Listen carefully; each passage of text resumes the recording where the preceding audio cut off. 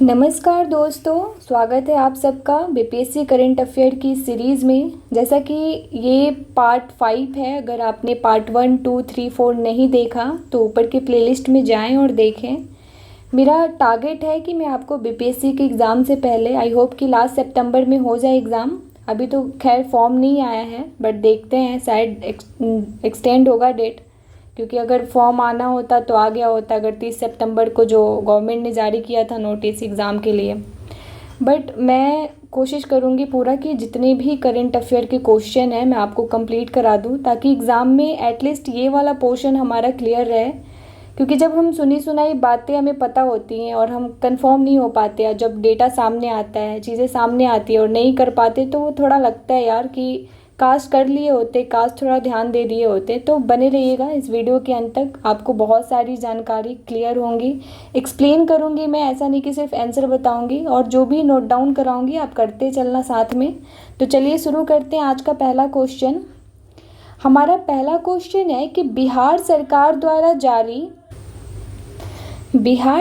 द्वारा शुरू की जा रही अल्पसंख्यक उद्यमी योजना के तहत उद्योग स्थापित करने के लिए लाभार्थियों प्रति इकाई अधिकतम कितने रुपए की आर्थिक सहायता प्रदान की जाएगी।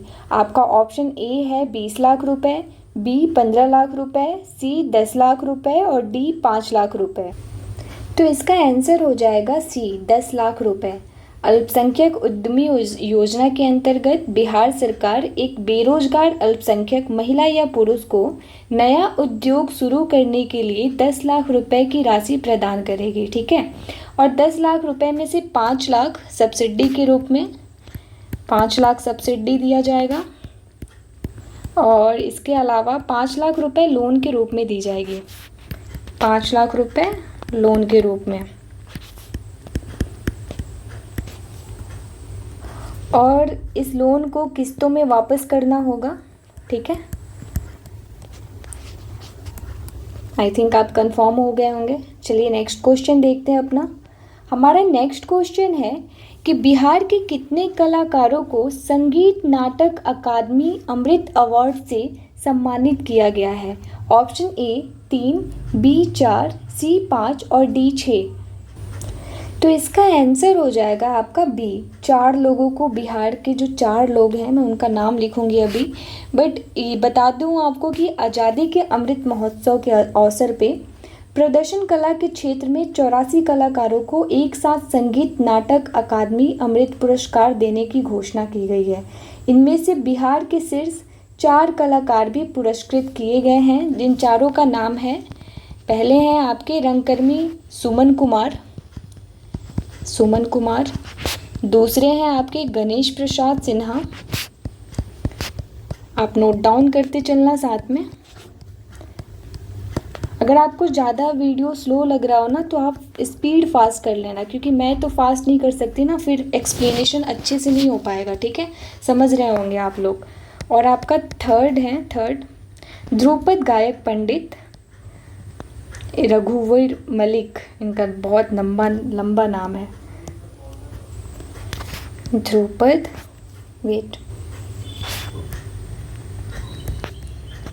गायक पंडित रघुवीर मलिक। बाकी आगे आप आई थिंक इतना ही काफ़ी है याद रखने के लिए। और चौथे हैं आपके लोकप्रिय गायक भरत सिंह भारती। आप लोग इन्हें जानते होंगे, बहुत फेमस हैं ये बिहार में, भरत सिंह भारती।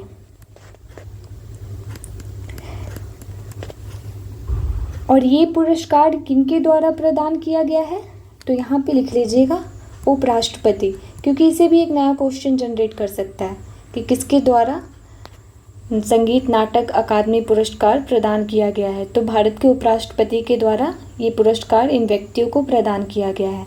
चलिए अब नेक्स्ट क्वेश्चन देखते हैं। हमारा नेक्स्ट क्वेश्चन है कि अस्पतालों में भर्ती बीमार नवजात बच्चों को माँ का दूध उपलब्ध कराने के लिए बिहार के किन जिले का चुनाव किया गया है। आपका option A Aurangabad, Kaimur, Khagaria, Sitamarhi, B Sitamarhi, Madhubani, Khagaria, Katihar, C Katihar, Purnia, Begusarai, Bhojpur और डी पटना, मुजफ्फरपुर, भागलपुर और नालंदा। इसका आंसर हो जाएगा ए, औरंगाबाद, कैमूर, खगड़िया और सीतामढ़ी को इन जिलों का चुनाव किया गया है नवजात बच्चों को माँ का दूध उपलब्ध कराने के लिए। और किसके द्वारा ये योजना शुरुआत की गई है? तो स्वास्थ्य विभाग, ठीक है, बिहार के स्वास्थ्य विभाग के द्वारा शुरू किया गया है यह योजना। राज्य के अस्पतालों में भर्ती नवजात बच्चों को माँ का दूध उपलब्ध कराने के लिए स्वास्थ्य विभाग द्वारा यह योजना प्रारंभ की गई है। दोस्तों ये जो क्वेश्चंस है ना, मैं बहुत 2-4 मैगज़ीन को लेके फॉलो करती हूँ मैं उनको, और फिर उनको इकट्ठे करके मैं उनसे जो ऑथेंटिक लगते हैं मुझे कि हाँ इस क्वेश्चन को पूछ सकते हैं बीपीएससी में, तो मैं उनका चुनाव करती हूँ। आपको पता होगा स्पीडी आता है बिहार के करंट के लिए, इसके अलावा बिहार समसामयिकी आता है, तो मैं इन सब मैगज़ीन्स को फॉलो करती हूँ। क्योंकि आप सबको पता है कि हम एक साथ 2-4 मैगज़ीन तो फॉलो नहीं कर सकते ना, तो इसीलिए मैं कंपाइल कर लेती हूँ जो ऐसा लगता है कि प्रीवियस ईयर पीवाईक्यू देख के जो क्वेश्चन का पैटर्न है, तो मैं कंपाइल करके उन्हीं क्वेश्चंस को उठाती हूँ जो आपके लिए लाभदायक हो। चलिए अब नेक्स्ट क्वेश्चन देखते हैं अपना। हमारा नेक्स्ट क्वेश्चन है कि बिहार सरकार कितने जिलों के 61 प्रखंडों के विकास के लिए विशेष योजना बना रही है? आपका ऑप्शन ए 25, बी 26, सी 27 और डी 28। ओके, इसका आंसर हो जाएगा 27, सी। सितंबर 2023 में की गई घोषणा के अनुसार बिहार सरकार 27 जिलों के 61 प्रखंडों के सर्वांगीण विकास के लिए केंद्र सरकार की मदद से विशेष कार्यक्रम चलाएगी। इन प्रखंडों का चयन केंद्र के आकांक्षी प्रखंड कार्यक्रम के तहत किया गया है। किसके तहत? तो आकांक्षी प्रखंड कार्यक्रम, आकांक्षी प्रखंड कार्यक्रम। और ये घोषणा कब की गई है? तो सितंबर 2023 में, सितंबर 2023। चलिए अब नेक्स्ट क्वेश्चन देखते हैं अपना। हमारा नेक्स्ट क्वेश्चन है कि किसे हाल ही में बिहार राज्य मानव अधिकार आयोग का अध्यक्ष नियुक्त किया गया है? आपका ऑप्शन ए है देवेश प्रसाद ठाकुर, बी सतीश कुमार, सी अनंत मनोहर बदर और डी मनोहर प्रसाद सिन्हा। तो इसका आंसर हो जाएगा सी, अनंत मनोहर बदर। ठीक है, ये पटना हाई कोर्ट के सेवानिवृत्त न्यायाधीश हैं। इनको सितंबर 2023 राज्य मानव अधिकार आयोग का अध्यक्ष नियुक्त किया गया है। इस जो अधिकार का चयन किया गया, जो चयन करने वाली समिति थी, उनमें जो व्यक्ति शामिल थे वो थे मुख्यमंत्री नीतीश कुमार जी थे, क्योंकि ये पूछ सकता है कि चयन समिति में कौन कौन थे। मानव अधिकार आयोग के अध्यक्ष के चयन समिति में कौन कौन सदस्य शामिल थे। और फिर विधान परिषद के तत्कालीन सभापति देवेश चंद्र ठाकुर। और फिर आपके आएंगे अवध बिहारी चौधरी जी, जो तत्कालीन विधानसभा अध्यक्ष रहे हैं, अवध बिहारी चौधरी।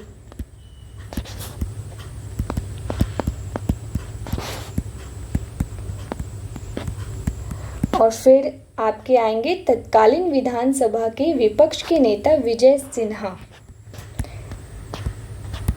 इन व्यक्तियों का नाम आप याद रखना, ये अध्यक्ष समिति में शामिल थे। चलिए नेक्स्ट क्वेश्चन देखते हैं। हमारा नेक्स्ट क्वेश्चन है कि घर तक पक्की नालियाँ योजना के अंतर्गत किस जिले को सर्वाधिक लाभ हुआ है? आपका ऑप्शन ए है मुजफ्फरपुर, बी दरभंगा, सी गोपालगंज और डी सुपौल। चलिए देखते हैं इसका आंसर क्या होगा। तो इसका आंसर होगा आपका ए, मुजफ्फरपुर। बिहार आर्थिक सर्वेक्षण 2023 से 24 के अनुसार सितंबर 2023 तक मुजफ्फरपुर में 87% परिवार घर तक पक्की नालियाँ योजना के अंतर्गत लाभान्वित हुए हैं। वहीं दूसरे और तीसरे स्थान पर दरभंगा और गोपालगंज आया है। कितने परसेंट? मुजफ्फरपुर में, सॉरी मैं परसेंटेज डायरेक्ट लिख देती हूँ यहाँ पे, 87% फैमिली। दरभंगा में कितने? 86% और गोपालगंज में 81%। तो आप याद रखना कि पहले स्थान पे कौन है, दूसरे स्थान पे कौन है और तीसरे स्थान पे कौन है। गोपालगंज के बारे में तो आप जानते ही होंगे, गोपालगंज बिहार में सेक्स रेशियो में सबसे आगे है। ठीक है, चलिए अब नेक्स्ट क्वेश्चन देखते हैं। हमारा नेक्स्ट क्वेश्चन है कि बिहार के किस शहर में लंदन, सिडनी और सिंगापुर की तर्ज पर ज्वाइंट व्हील यानी कि गोलाकार चक्र का निर्माण किया जा रहा है? ऑप्शन ए राजगीर में, बी पटना में, सी मुजफ्फरपुर में और डी भागलपुर में। तो इसका आंसर होगा पटना, बी पटना में। पटना ही बिहार की राजधानी और सबसे ज़्यादा डेवलप है, तो ऑब्वियस सी बात है यहाँ की आधारभूत संरचना ठीक है, तो यहीं पे चीज़ों का जो भी आएंगे बाहर के विदेशी निवेश यहीं पे आएंगे। तो दोस्तों बिहार की राजधानी पटना में गंगा नदी के तट पर सभ्यता द्वार के पास, किसके पास? सभ्यता द्वार के पास लंदन, सिडनी और सिंगापुर की तर्ज पर ज्वाइंट व्हील यानी कि गोलाकार चक्र का निर्माण होगा। इस ज्वाइंट व्हील का नाम क्या होगा? तो पटना आई। पटना आई इस ज्वाइंट व्हील का नाम रखने का निर्णय लिया गया है। ध्यान रखिएगा इसको और लिखते चलिएगा साथ साथ। चलिए अब नेक्स्ट क्वेश्चन देखते हैं अपना। हमारा नेक्स्ट क्वेश्चन है कि बिहार सरकार ने राज्य के कितने प्रखंडों में दीदी अधिकार केंद्र खोलने की घोषणा की है? ऑप्शन ए होगा 170 प्रखंडों में, बी 174 प्रखंडों में, सी 180 प्रखंडों में और डी 184 प्रखंडों में। ठीक है, इसका आंसर होगा आपका बी 174 प्रखंडों में। बी 174 प्रखंडों में किसके, कौन से अधिकार केंद्र? तो दीदी अधिकार केंद्र खोलने की घोषणा की गई है 174 प्रखंडों में। इसमें एक्सप्लेन करने लायक कुछ था नहीं, बस डेटा आप याद रखना कि कितने प्रखंडों में खोलने की घोषणा की गई है। चलिए अब नेक्स्ट क्वेश्चन देखते हैं अपना। ये तो मैंने करवा दिया है पिछले वीडियो में, ठीक है, ये गलती से इसमें ऐड हो गया है। हाँ, ये नया क्वेश्चन है कि बिहार सरकार द्वारा राज्य के कितने सरकारी आईटीआई को सेंटर ऑफ एक्सीलेंस बनाने की घोषणा की गई है? सेंटर ऑफ एक्सीलेंस बनाने की घोषणा की गई है। आपका ऑप्शन ए है 75, बी 100, सी 149 और डी 150। तो इसका आंसर हो जाएगा 149 सी। बिहार कैबिनेट ने राज्य के सभी 149 औद्योगिक प्रशिक्षण संस्थान यानी कि आईटीआई को उच्च स्तरीय सेंटर ऑफ एक्सीलेंस के रूप में स्थापित करने की घोषणा की है। सेंटर ऑफ एक्सीलेंस, ये भी बस डेटा है, आप इसको याद रखिएगा। इसमें एक्सप्लेन करने लायक कुछ, समझने लायक कुछ है नहीं। ठीक है, चलिए अब नेक्स्ट क्वेश्चन देखते हैं अपना। हमारा नेक्स्ट क्वेश्चन है कि बिहार सरकार ने सूबे के जिले को औद्योगिक हब के रूप में विकसित करने के लिए कैदियों द्वारा बने कपड़े, डेकोरेटिव आइटम्स और मसालों को किस ब्रांड के नाम से बेचने की घोषणा की है? आपका ऑप्शन ए है जेल आइटम्स, बी मुक्ति, सी कैदी आइटम्स और डी मुक्ति स्टोर।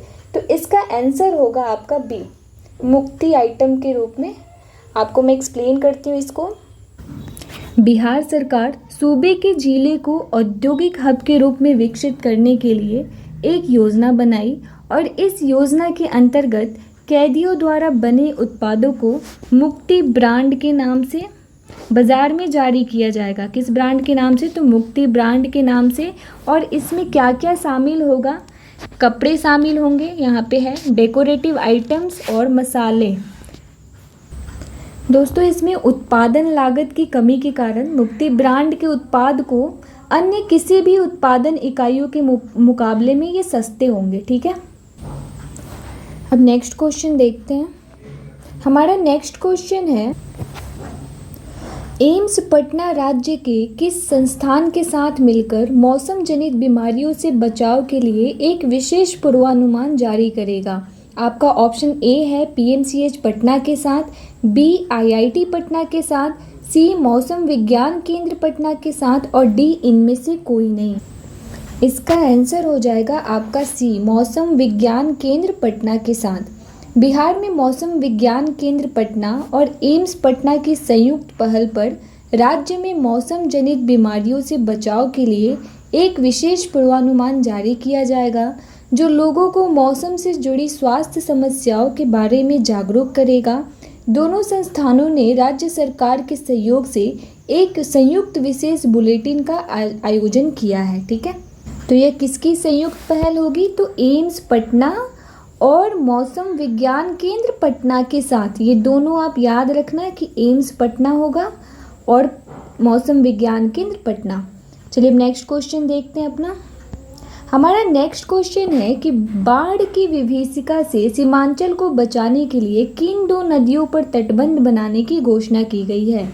किन दो नदियों पर तटबंध बनाने की घोषणा की गई है? आपका ऑप्शन ए है कमला और महानंदा, बी महानंदा और कोशी, सी रतवा और नागर और डी रतवा और कमला। तो इसका आंसर हो जाएगा सी, रतवा और नागर। राज्य के सीमांचल को बाढ़ की विभीषिका से बचाने के लिए महानंदा बेसिन की, इस कौन से बेसिन की?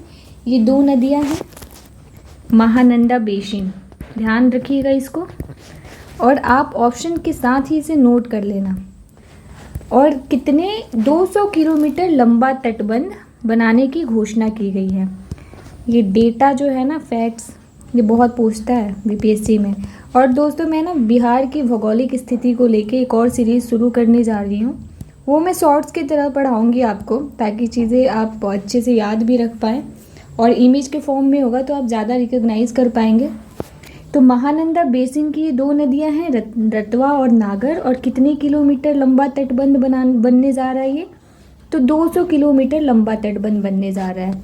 चलिए अब अपना नेक्स्ट क्वेश्चन देखते हैं। हमारा नेक्स्ट क्वेश्चन है कि चौथे कृषि रोड मैप में फसल विविधीकरण योजना के तहत बिहार के कितने जिलों में औषधीय पौधे यानी कि तुलसी, शतावरी की खेती की जाएगी? तो इसका आंसर हो जाएगा डी, 9 जिलों में। चौथे कृषि रोड मैप के फसल विविधीकरण योजना के तहत, ये याद रखिएगा, किसके तहत? फसल विविधीकरण योजना के तहत राज्य के 9 जिलों में औषधीय पौधों की खेती, जो तुलसी और शतावरी है, उसकी खेती की जाएगी। इसमें तो क्वेश्चंस में ही आपका एक और क्वेश्चन छुपा होता है, तो आप ध्यान रखते चलिएगा इसको। ठीक है, अब नेक्स्ट क्वेश्चन देखते हैं अपना। हमारा नेक्स्ट क्वेश्चन है कि 29 सितंबर 2023 को मुख्यमंत्री नीतीश कुमार ने किस जिले में राज्य के छठे इथेनॉल यूनिट का उद्घाटन किया? कितने यूनिट का? छठे इथेनॉल यूनिट का उद्घाटन किया। ऑप्शन ए है गया में, बी नवादा में, सी नालंदा में और डी कटिहार में। तो इसका आंसर हो जाएगा आपका सी, नालंदा में। ठीक है, 29 सितंबर 2023 यहाँ पे लिखा हुआ है ऑलरेडी कि कब किया गया। तो 29 सितंबर 2023 को नीतीश कुमार ने राज्य के नालंदा जिले के बेन प्रखंड के अरावा गांव में, कौन से प्रखंड के?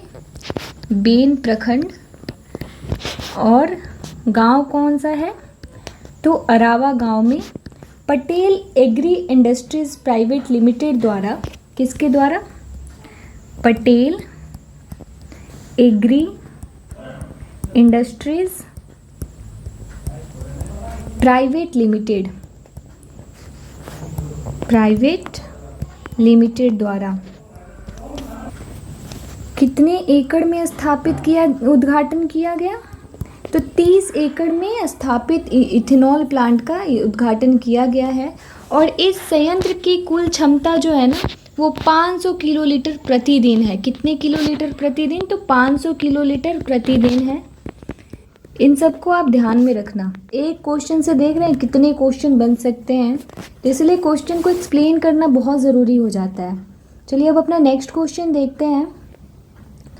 हमारा नेक्स्ट क्वेश्चन है कि सितंबर 2023 में बिहार के किस रेलवे स्टेशन को food safety and standards authority of India ने, किसने? Food safety and standards authority of India ने पूर्व मध्य रेलवे और बिहार का प्रथम इट राइट स्टेशन का दर्जा प्रदान किया है।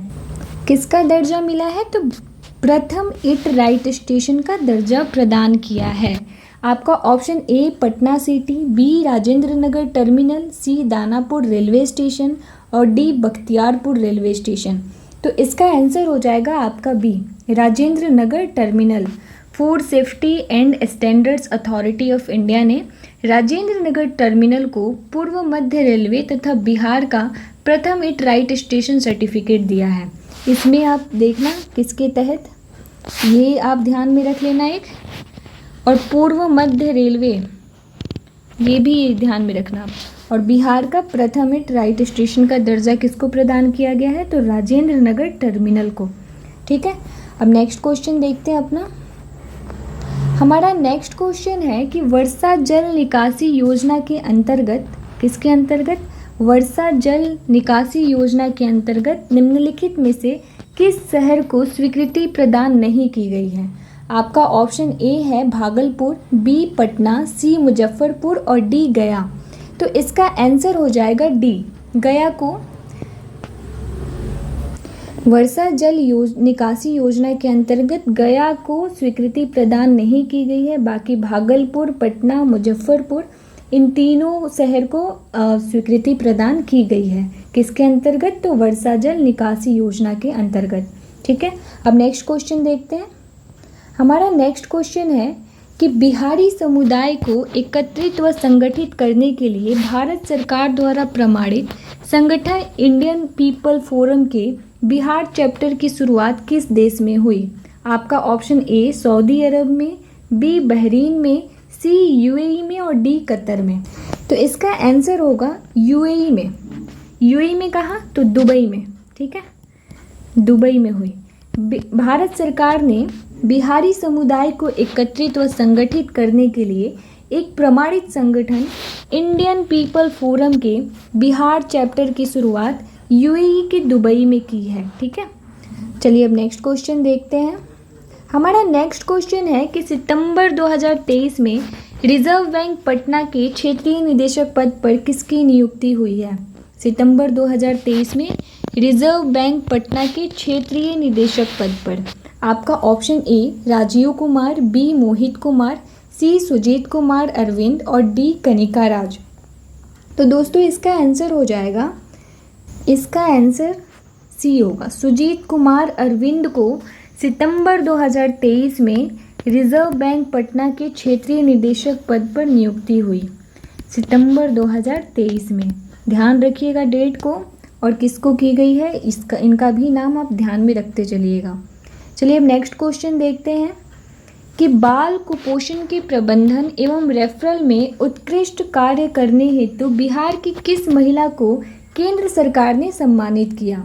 आपका option A Lalita Kumari, B Lakshmi Kumari, C Kalpana Kumari और डी एक से अधिक। इसका आंसर हो जाएगा दोस्तों डी एक से अधिक। बाल कुपोषण के प्रबंधन एवं रेफरल में उत्कृष्ट कार्य करने हेतु राज्य की 2 महिलाओं, जिसमें हैं आपकी, इसमें आपकी हैं आशा कार्यकर्ता कल्पना कुमारी। ये क्या करती हैं, तो ये आशा कार्यकर्ता हैं, आशा कार्यकर्ता। और आपकी एक और है इसमें जो सेविका है, ललिता कुमारी को सेविका।